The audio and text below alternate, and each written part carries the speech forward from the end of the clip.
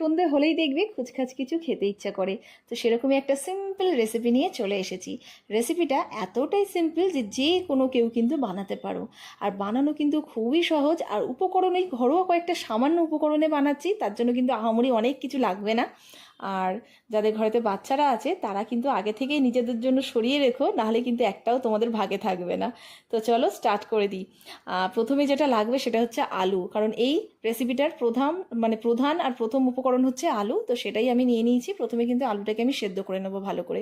তো প্রেশার কুকারের মধ্যে আলুটাকে সেদ্ধ করে নেওয়ার পর তারপরে দেখো ঠান্ডা করে নিয়ে খোসাটা ছাড়িয়ে ভালো করে আলুটাকে ম্যাশ করে নিয়েছি। তো এখানে চাইলে আমি যেরকম কাঁটা চামচ দিয়ে ম্যাশ করেছি, তোমরা চাইলে এটা গ্রেট করে নিতে পারো কিংবা ভালো করে মাখিয়ে নিতে পারো।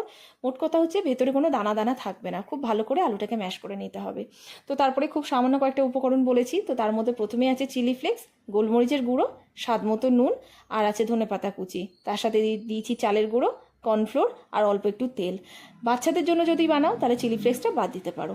তো এবার সব কিছু দিয়ে কিন্তু ভালো করে মাখিয়ে নিতে হবে। এবারে এর মধ্যে কিন্তু কোনো জল টল দিলে হবে না, আলুর মধ্যে যতটুকুনি জল আছে সেটা দিয়েই কিন্তু ভালো করে মাখানো হয়ে যাবে।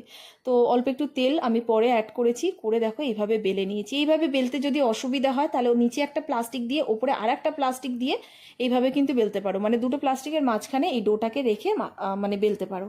তো একটু মোটা করেই কিন্তু বেলতে হবে, খুব পাতলা করে বেললে হবে না। তো এইভাবে দেখো আমি মোটা করে বেলে নিয়ে সাইডগুলো একটু শেপ দিয়ে দিলাম, মানে কেটে বাদ দিয়ে ডিজাইন যাতে হয়। তো এইভাবে তারপরে লম্বা লম্বা আমি শেপটা দিয়ে নিলাম। যে যেরকম পারো সেইভাবে শেপ দিতে পারো।